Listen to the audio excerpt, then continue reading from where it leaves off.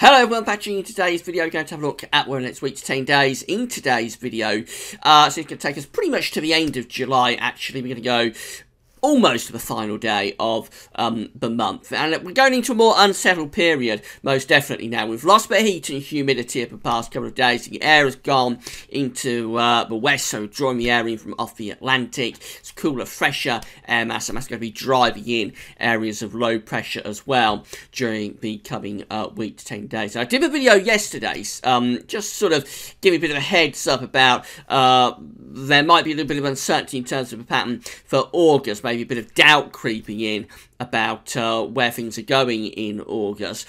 I'm going to add a bit more to that today by showing you the 700 millibar height anomaly from the CFS V2 for August. It might not be quite as bad as I was maybe hinting at yesterday. More perhaps a continuation of a pattern that we've had throughout the summer. And in terms of the south, that's not too bad at all.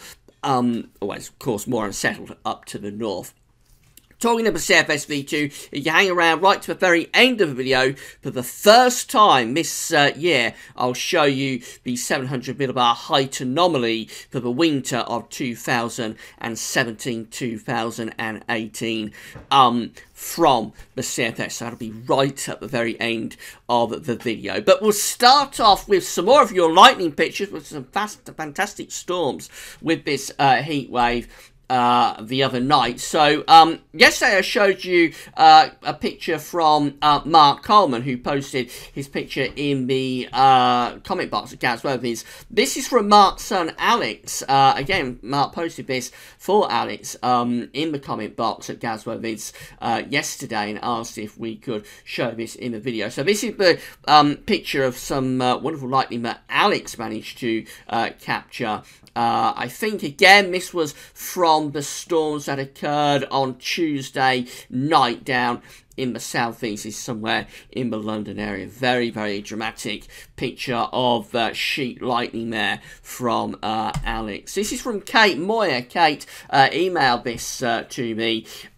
This is from East Sussex, and again we see some very dramatic shots of sheet lightning going on there, and a little bit of fork lightning on that one. Sheet lightning and fork lightning Kate managed to capture there. So again, if you would like to share your weather pictures with us, and we do feature them in the videos when we get the chance, so you can post them to the comment box at Gaz Weathervids. You have to sign up for a Discuss account to do that, and also you can email them to gazweathervids@gmail.com, and you can share them with us on our social media pages. We're on Facebook and we're on Twitter.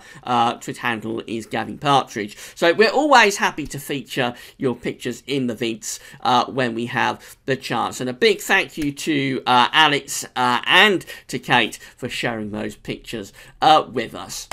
So go on and have a look at the weather next week to 10 days then. We're going to start off with the 500 millibar height anomaly flow charts. We've got the E70F here on the top, and the GFS is on the bottom. 500 millibars, 80,000 feet is an area in the atmosphere. High pressure, low pressure being moved around by the jet stream running above. Blue extrapolates to low pressure, and orange and red extrapolates to high pressure. These are the mean flow charts for the next 7 to 10 days, so this will be taking us pretty much to the end of July. And the E70F is looking very unsettled. Look at this, a deep area of below average height centred over and just to the northwest of the British Isles. The black lines here are the jet stream coming across the Atlantic into Europe. So yeah, that looks really unsettled. Low pressure's driving in off the Atlantic.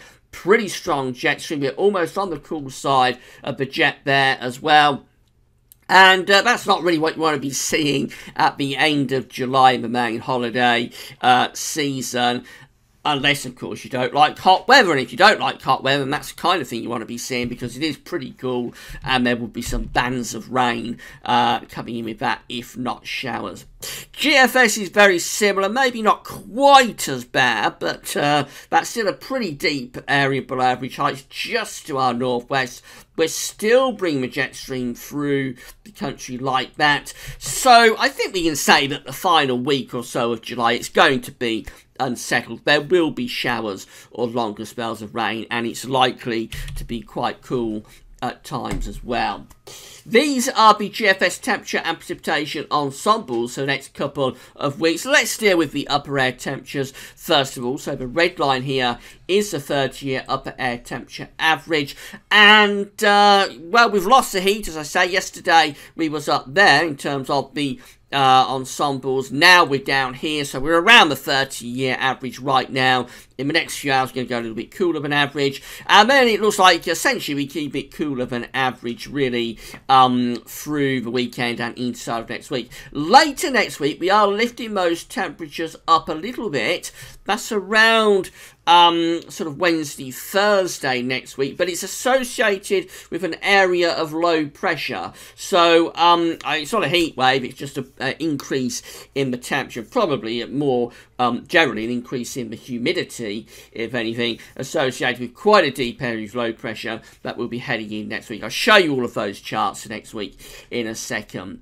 After that, a little bit cooler than average again, and then as we go through to the start of August, that's this period just here in the extended range of the model, of course, maybe signs that temperatures are beginning to lift up a little bit. But precipitation, you can see we are going into more unsettled period, most definitely. So there's a lot of rainfall spikes coming up, so quite wet across many parts of the country tomorrow into tomorrow night. There'll be showers, if not longer spells of rain over the weekend. May get a couple of drier days early next week, but then the rain comes back through the middle part of next week. After that, though, into the early part of August, maybe a bit of a drying trend appearing there, but it is in the extended part of the model and of the ensemble. So, has to be quite a bit of doubt about that. Temperature anomalies are looking like this for the next week. So, we're coming out around average from the week from the 20th through to the 28th of July. One or two areas perhaps a little bit above average, one or two areas a little bit below average, but I don't think it's a big deviation either way. Precipitation anomalies, this is more striking. This is for the week again, from the 20th to 28th of July. And pretty much all parts of the country are coming out wetter than average. And we haven't seen that very often this summer.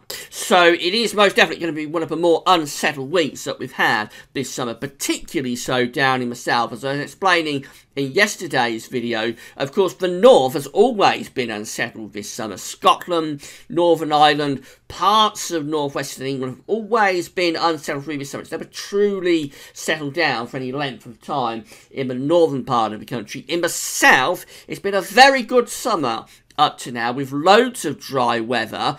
My garden is parched at the moment. It's been a very dry summer through parts of England and Wales, and often very warm and hot as well. But this is an even distribution of rain in the coming week, precipitation with all places pretty much coming out wetter than average. And the reason why is that low pressure is going to be dominating. So this is how the GFS is picking things up for Monday. Then. Now over the weekend we're going to have a trough centred over the top of the country. It could be producing quite a lot of showers. By Monday that trough is sitting in the North Sea. We are starting to get a bit of a ridge building out to the west of the country. So for the northern western parts, actually that's not too bad. There should be fair amount of dry weather on Monday. But for the south and east, we're close to this depression in the North Sea, and that looks like going to be pretty showery into the start of next week as well. Now through to the middle of next week, we do get a drier interlude, so we build up a slight transient ridge from the southwest. Should bring mostly dry weather many parts of the country on Tuesday and into Wednesday. But by Wednesday, this next area of low pressure is developing in the Atlantic, and that's just rolling in as we go through into Thursday. Now, ahead of this, we do pull up some quite warm, maybe humid air into the far south and southeast. So that's that little pickup in the temperature I'm showing you on the GFS ensembles. But you see that the main driving driver of the weather here is this area of low pressure. And it is an unusually deep area of low pressure for midsummer as well, coming out with a central pressure, I think, of 975 millibars. That is quite autumnal, really, for the time of the year, certainly. It is more the sort of depression you would expect to see in October rather than July. So it turns very unsettled through to the latter stages of next week. I did an update earlier on today for the festival Kendall Calling as well, by the way, that covers this. So if you're interested in that festival, you can find that update on the festivals and sporting events page. So it looks unsettled through to the latter stages of next week with low pressure coming in from off the Atlantic. Showers or longer spells of rain after that drier interlude, but we may get early next week. We run up to day 10. It takes us to day 10, which isn't quite to the last day of the month, but almost Sunday 30th of July. And it's still looking unsettled. We're still bringing low pressure in from off the Atlantic. So the final week of July, it's certainly looking a lot cooler and a lot more unsettled compared to what we've had. This is the ECMWF, and again, you see we've got low pressure on Monday exiting into the North Sea, starting to build a bit of a ridge up to the north and the west, but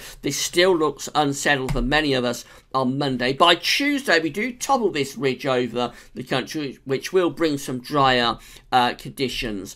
By Wednesday, we're still under that very weak transient ridge, but notice this area of low pressure is developing in the Atlantic, and then that pushes eastward, same as with the GFS, as we go through into Thursday, the middle part of next week. The central pressure of this depression, I think it's even deeper than the GFS is showing. I can't quite make out what the central pressure is, but it's possibly going down as low as around 960 millibars. I'll have to count the ice bars up later and see how deep that depression is going. But it does look unusually deep for the end of July, middle of summer, and certainly quite autumnal. We get through to Friday next week, and that low pressure is slipping in across the country. Again, it looks very unsettled with showers or longer spells of rain. And then we go up to day 10. We saw it on the height anomaly chart. It looks very unsettled up to day 10 with the ECMWF. Low pressure close to the country, bringing yet more rain. So certainly to the end of July, we are going into a cooler and more unsettled interlude. But what about August? Well, this is the CFS 700 millibar height anomaly just updated for August. And actually, it's not too bad, really. It's a continuation of what we've had through the summer. So we've got below average heights up here over Greenland and Iceland. So that implies more unsettled conditions up to the north. But it does have, again, this ridge across southern parts of the UK and down into northern France. So we're bringing the jet stream through like that. Which means at times we'll flatten that ridge off and bring unsettled interludes into the country. But equally, at times, this ridge will probably draw up some quite hot air from the south. It'll be unstable air because this depression to the north is quite deep, and we won't be able to sustain heat for a prolonged period, I wouldn't have thought. So really it's a continuation of what we've had through June and July, which is maybe 2 or 3 hot days, then quickly breaking down into thunder, then going into a more unsettled interlude, and then maybe a case of rinse and repeat. But perhaps it's not as bad for August as I was maybe hinting at in yesterday's video. And finally, I did promise you a look at the CFS V2 700 millibar height anomaly for the winter of 2017-18 for the very first time this year. So this is it. This is what the CFS model is predicting in terms of its 700 millibar height anomaly for the winter. And so this is placing above average heights to our north. So there is hints of a bit of northern blocking there, actually, to the north. Got below average heights underneath it. It's centered in the Atlantic, so it's not overly cold. We're still bringing the air in from off the Atlantic generally around this ridge. However, if I move you on to the next chart, which is for January, February, March 2018, you can see that trough becomes actually centered over the top of the UK, and the heights increase around Greenland, and that will probably start to entrench some cold air into that trough as well. Overall, for a starting point, that probably isn't too bad if you're looking for something a little bit more seasonal this winter. There's quite a bit of high pressure up to the north being indicated there. The trough is underneath it, not quite in the right position for cold, but not all that far off. It wouldn't take much of an adjustment to actually produce some quite cold weather there. So that's the first snapshot from the CFSV to the winter of 1718. I probably shouldn't have showed you that yet. It's a little bit too early, and as ever, the CFS is prone to a lot of chopping and changing. But around this time, around July, August, we usually start just throwing in one or two longer range charts for the winter into some of the daily videos. So I thought I'll throw it in for you for today. But coming back to the more reliable time frame, I'm afraid it is looking unsettled to the final week to 10 days of July. Low pressure will be dominating from off the Atlantic. Won't be a complete washout. And actually, Monday to Wednesday next week might have a reasonable amount of dry weather. But after that, it all goes downhill once again. The overall scenario for the next week to 10 days to the end of July does look unsettled. After that, for August, maybe just a continuation of a pattern that we've had through the summer so far, which for the south particularly might not be too bad. Right, that's all for now. JMA Friday tomorrow, and we'll have a detailed look at the month ahead with Japanese and CFS V2 models. So come back tomorrow. That's all for now, and thanks for watching.